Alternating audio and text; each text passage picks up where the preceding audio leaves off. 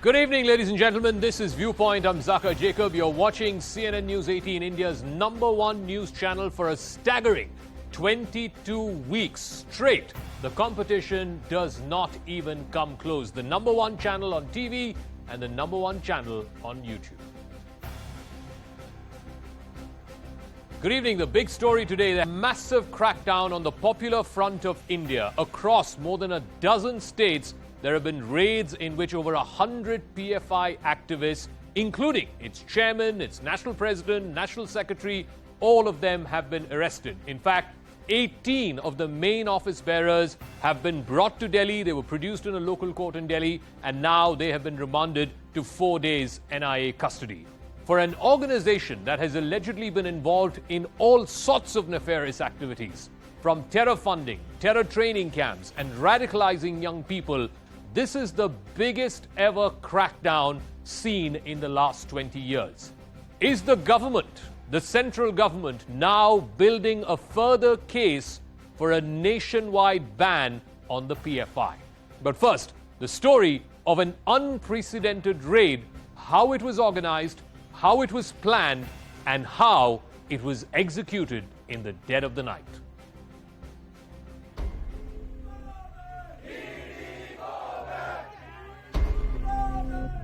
A midnight raid turned into the biggest crackdown on Popular Front of India.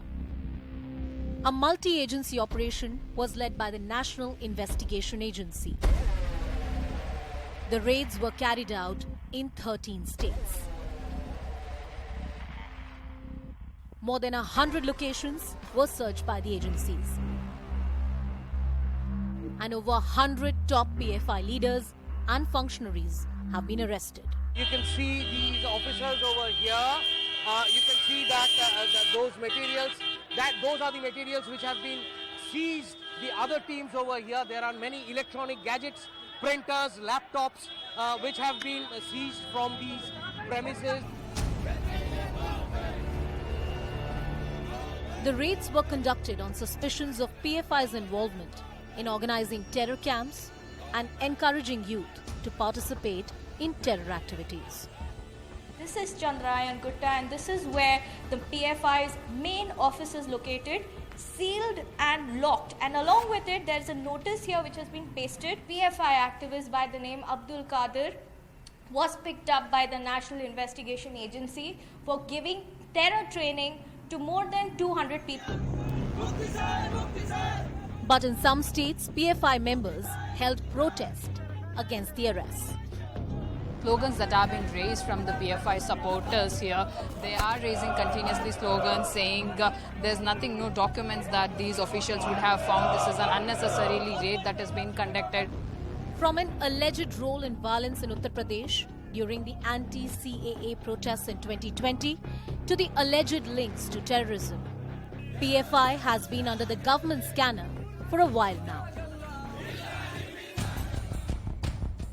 In fact, the NIA has termed the outfit as a threat to the national security.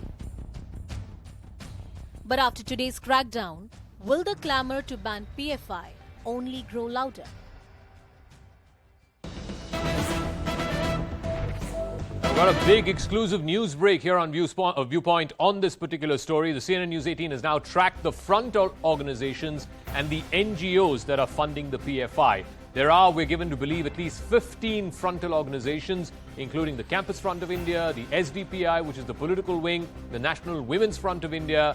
These various front organizations handle the ideology and other public affairs of the PFI. They are also reportedly being funded by several NGOs, all of whom are right now under the scanner of central agencies. So let me go across to Ashish Mershi, who's tracking the story for us and has been tracking the raids since early this morning.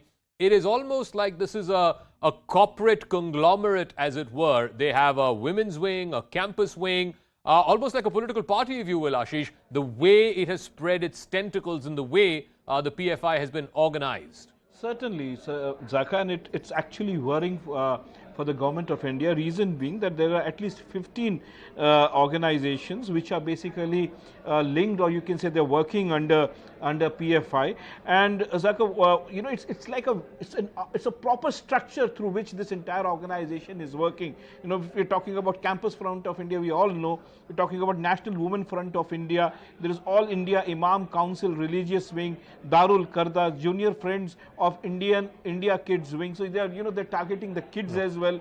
Muslim Relief Network Charity Outfit, Satya Sarani, SDPI, we all know about it, Women India Movement. So there are, and the list goes on. So it's certainly a structure basically which is well thought over. Most interesting, Zaka, is that there are certain NGOs which are basically giving, which are giving funds to this, and these NGOs are basically getting funds from India as well as from abroad.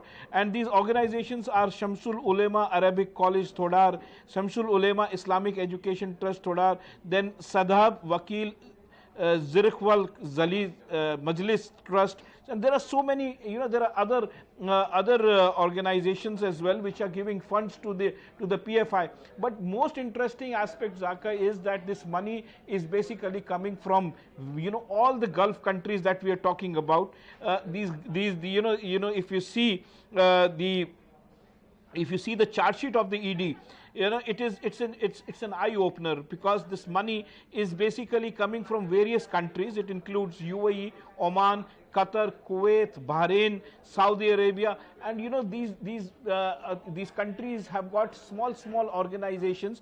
You know, they have district executive committees as well, where money is collected in cash and then it is further brought into India through Hawala channels. There are even, you know, there are remittances that have come to India which are shown as genuine transactions, but when the ED investigated, they found that, you know, this was basically, it was camouflaged as a genuine transaction, but ultimately the money was brought into the PFI accounts for nefarious activities and anti-social and anti-national activities in India. So, you know, ED has made massive effort. Their charge sheet, if you go through that, it gives details, various examples on how terrorists who have been arrested by, you know, anti-terrorist squad of Uttar Pradesh, they basically found out one of the terrorists, Kaleem Pasha, and you know, he was caught with live cartridges and an IED.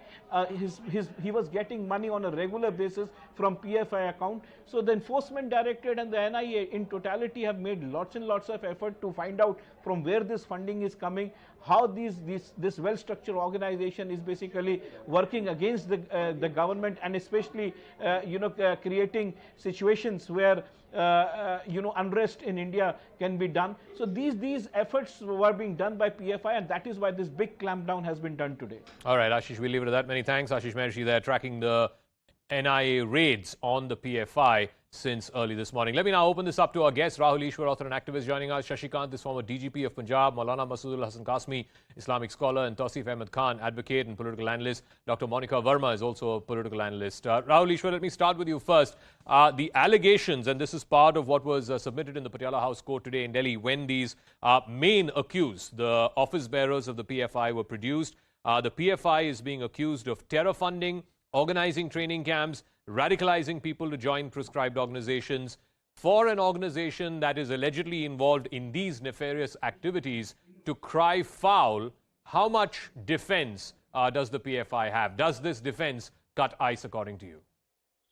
Absolutely no. Let us be very honest. India is home to some of the great Muslim organizations we have. We have a very moderate and inclusive Indian Union Muslim League. We have an evolving Jamaat-e-Islami. We have a progressive Muslim Educational Society who went ahead and, you know, had restrictions on hijab before even anyone saying anything about it. So we have many such shades of organization, and every Muslim organization has worked from India.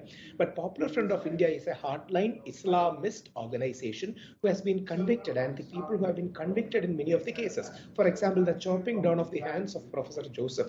It was a barbaric act that really shook Kerala's conscience, and they have been alleged in many things. And those people who have went to Syria or Afghanistan, there are many allegations that they are very closely linked to Popular Front of India. So we are proud of our Muslim organization, our holy Islamic organization, but the political Islamist organizations are always a challenge, and that challenge should be met because there is a global ramification. Every Muslim organization should be respected, but whether it is the urban Nasi, ultra, Yedi Narsinganand kind of people, they should definitely be behind bars. Similarly, the hardline Islamist organizations are equally unwelcome in this nation because they discourage the diversity of India and they promote hatred between communities. Let me ask Maulana Masoodul Hasan Kasmi, just in the state of Karnataka, there are at least 33 cases against PFI office bearers and PFI activists, including the latest case that happened, the murder of BJYM worker Praveen Nattaru, that happened in July of this year. PFI members, at least 3 of them, have been arrested by the police. They were directly linked as having murdered Nattaru. This was part of a larger conspiracy to strike terror among members of a section of society. I'm asking you, for an organization whose members are involved in nothing less than murder, and 33 cases in one state, in the state of Kerala, 27 cases. I can read a whole list out to you, Kazmi Saab. ऐसे एक organization को, why should the Indian state or the Indian people brook such an organization?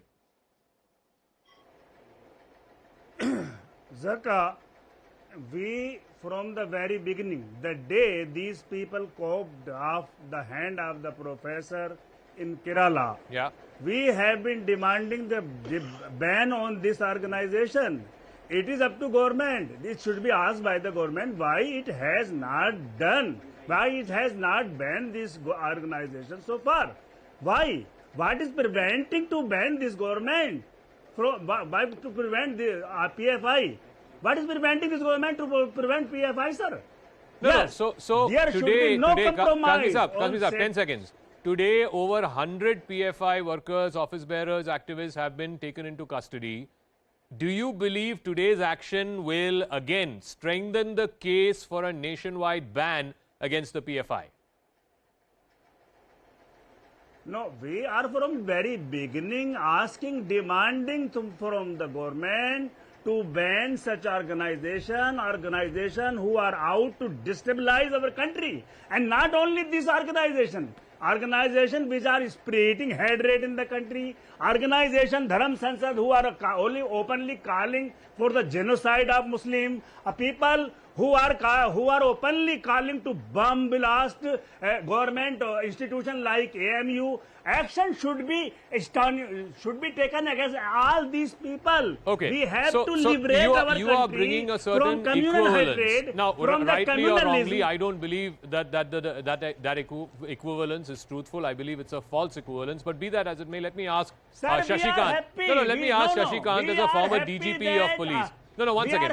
One second. Let me get a policing perspective to this, Kazmi Saab. That an organization in which over 100 people have been picked up, like I said, 33 cases in the state of Karnataka, at least 27 cases in the state of Kerala. In Assam also there are dozens of cases against PFI organization members. Mr. Shashikant, this equivalence that's being drawn by some people, including Kazmi Saab on the show, that okay, you're going after PFI because it's a radical Islamist organization, but what about the radical Hindu organizations? Yati Narsingh Anand is still roaming scot-free. Yeah, okay. I hope you're getting me. Yeah, we are. Whatever I'll speak today, I'll speak from my background of having worked with various intelligence agencies. You were talking of the PFI. What is PFI? Earlier, it used to be NDF, National Development Front. Correct. In Kerala and all those places were active there. Since then, all these activities have been happening continuously. Unfortunately, the governments did not pay much attention to that. Then they made Islamic ISS, which again had links abroad. Then came up PFI, and later on, way back in 2002, I think Simi was banned and his cadre joined this particular organization. Okay. And talking of Simi, Ted links with Indian Mujahideen was a part of the part thereof. It was linked up with the World Assembly of Muslim Youth in Riyadh. It was associated with International Islamic Federation of Student Organizations. It was connected with Lashkar-e-Taiba. All these things have been come up. Even the Huji, that is the Bangladeshi outfit, Yeah. they were all links. And let me tell you that most of the funds has been coming from the Gulf. Now, Gulf is one of the places, some of the countries of the Gulf are the places where ISI has its main hub. The ISI has got its main hub in two places, your Nepal and number of Gulf countries. The funds have been coming up, and you look at what has been happening. They had been trying to radicalize even the kids. May this year, there was a rally in Kerala where a young boy who was used on the shoulders of his father, that means it must have been 10 years, he made such slogans. I would not like to repeat it. It's all on the social media everywhere. The people were taken aback, and this video just went viral. Okay. All these things have Sir, been give me a happening. moment. I've got a piece of breaking news that's coming all in. sorts of This is training. what the NIA has contended in court. Let me play that out and I'll come back to you in just a moment. The NIA today, while producing at least 18 of these main accused in the Patiala House Court here in Delhi, has told the court that none of these accused would be allowed to meet with their families, as they are all likely to influence the potential witnesses and tamper with evidence. All the accused would be kept in 4 different police stations, as the NIA does not have a lockup of its own. So these 18 people who were brought to Delhi in the first tranche, they've all been remanded to 4 days police custody, and they will be kept in 4 different police stations, as it were. Let me now go across to Tausif Ahmed Khan. In Maharashtra there were raids today, in Karnataka there were raids, in Kerala, Tamil Nadu, Assam, even in Bengal, the state that you hail from. But I want to just bring you up to speed with what an NIA court back in July in Kochi had said while sentencing 3 men who were convicted in a case pertaining to the recruitment of IS terror group for recruitment into the Islamic State. The case was known as the Vallapatnam IS recruitment case. In 2017, after 2 of those who were convicted were arrested in Turkey and subsequently deported back to India. Why should the Indian law enforcement agencies, anti-terror agencies, brook an organization like the PFI, which was supposedly sending people, Indian citizens, to places like Syria and Turkey to join Daesh, to join the Islamic State? Tausif, you have to unmute, please. Thank you. Zaka, all the Indian law enforcing agencies and the Indian anti-terror agencies, they have to deal with such elements with a iron hand, with an iron fist. And this should apply across the board. When right now we are dealing with PFI, very good, take action against them, put them, to bring them to court, let them go to the trial. But similarly, when we have other organizations, across the board I'm talking about, like PFI calls itself a nemesis of RSS. PFI says that I'm fighting the ideology of Sangh and RSS. And there are instances where RSS was involved, members of RSS was involved in bombings, in terror activities, and actions were taken against them. Similarly, there are cases where RSS was on the receiving end, then RSS took a revenge and killed the member of PFI in Kerala. So there are instances, across the board. I am demanding that the PFI should be banned. Okay. Why the PFI is not banned yet? Please ban this PFI, because, and I'm giving the reason why government has not banned PFI, because PFI is a creation of RSS. As long as RSS is ruling the country, PFI has to exist. Sir, how I mean, that does not make any logical sense, because the PFI was formed in 2007 when the BJP was not even in power. I mean, if it's a political argument that you're making that in order to come to power, that the PFI in order to come to power. One second. People of India voted in 2014 not because of one second, not because there was this extreme polarization that was happening. In 2014 and in 2019, people have voted for development. But be that as it may, I mean, this argument that, one is a mirror image of the other. Give me 10 seconds. Give me 10 seconds. Yeah, one second. No, one is a mirror image of the other. 10 seconds. Let Monica Verma respond to that, because logically and factually, what Tausif's argument doesn't add up, because PFI was formed in 2007 with the coming together of three organizations: the National Democratic Front in Kerala, the Karnataka Forum for Dignity in Karnataka, and the Manida Needi Pasarai in Tamil Nadu. And this was in 2007, a good 7 years before the BJP came to power. So that political argument, at least the way I see it, at least the way facts bear themselves out, does not hold up. But Monica Verma to challenge that. No. To challenge that assertion, yes. That is your view. No, fair enough. I'm saying it's my view, but let Monica Verma put forth her view. Yeah. Sir, I have not completed yet. Sir, give me 30 seconds. I spent 3 minutes with you. Monica has been waiting patiently. We have 17 minutes into the show. Let her respond. I'll come back to you. Thank you. Even after Supreme Court, you are doing this.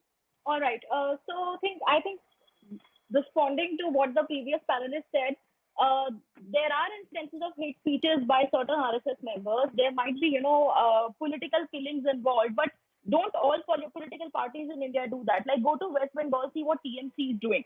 So for me, RSS would be more close to political organization, talking and doing things that other political organizations as well do. But I look at PFI only and only as nothing but a national security challenge. And I say that because I come from an international relations background. I have been writing on PFI for a long time. I have been following the entire debate on radical Islam. The ED report that has today nailed down PFI finally with, tracing the money links from Gulf countries to PFI. I have been doing it from the last 1 year. Yeah. So I think, we cannot equate PFI with any organization in this country except probably the terror organizations. Reason being, you look at their money trail, look at the way Salafi Islam is being promoted by the Gulf countries in India. And I think PFI is one of the most frontal organizations which have been receiving the funding from countries like Qatar. And then we have an evolving, excess of Qatar, Malaysia and Turkey who are doing Twitter storms against the Indian state. They're trying to destabilize the country, disturb law and order through different types of Twitter storms. And we've seen that during the Nupur case. We've seen that in the latest India-Pakistan match as well, when the Khalistan issue was raised. So I think all these Twitter storms, if you connect the dots, they actually go back to organizations like PFI because, they don't only get money to do this, but also their father who's active on ground has been doing it. All right. Let me also ask Rahul Ishwar, and this argument that's being made that one is a mirror image of the other. I want to quote what was said by the Kerala government in 2012. And mind you, it was not a BJP government then, or it was not a left government then. It was a Congress government headed by Oommen Chandy. They said that the PFI is repeatedly accused of murder, rioting, intimidation and having links with terrorist organizations. It is nothing but a resurrection of the banned outfit, the Students' Islamic Movement of India, in another form. Now, Rahul, please respond to the charge that one is a mirror image of the other. And let me also quote a communist chief minister, Mr. V.S. Achuthanandan, who went on record to say that Popular Front wants to make Kerala into an Islamic state. So it is not right or left, BJP, Congress or communist in this matter. And you may remember back in September 8, 2016, I got a personal threat from the radical Islamist organization, and police was instrumental in protecting. Even then, it was alleged that many of the people were associated with them. And please remember, I don't belong to RSS. I respect RSS, but I don't belong to it. But this false equivalencing is absolutely wrong. RSS is an organization. Some of you may have a difference of opinion with, but equating it with an extremist hardline organization is absolutely unfair. If you want to equate, you can equate with people like Satvi Prachi, against whom I have filed a personal complaint and because of her anti-Muslim remarks saying that we need to have Muslim Mukta Bharat. I have personally filed an FIR against her. Yes, there are lunatic fringe in every community, but please remember, Popular Front is a very well-organized, well-machined, oiled mechanism that has every potential to be a national security threat. So we need to take it with that seriousness, with the international connections. Back from Kerala, 100 people went and joined ISIS. This is again not my statistics. Kerala CM Pinarayi Vijayan is giving out the statistics. Correct. So the hardline Islamist Wahhabi movements are a threat not only to the Holy Islam, our Muslim brothers, but also to India and the larger world. No, so Tausif, that is the point that people like Rahul are making. By trying to create this false equivalence, not only are you doing disservice to let's say the RSS or the BJP, fine, that may be a political point of view. You are perhaps doing disservice most gravely to moderate Indian Muslims. Tausif. Yes, Zaka. So, yes, I heard you. Now, is RSS responsible for the followings? And what I'm talking about is the demand of Hindu Rashtra, the hijab row, which was created by sending the boys students in saffron, then the Bully Bhai app, then even an incident in a cricket match where Virat Kohli's infant was not spared. Now, and it's just a few instances that I'm giving you. I'm painting a picture of what is happening in country before you, and Okay. I'm saying that who is responsible for spreading this hatred?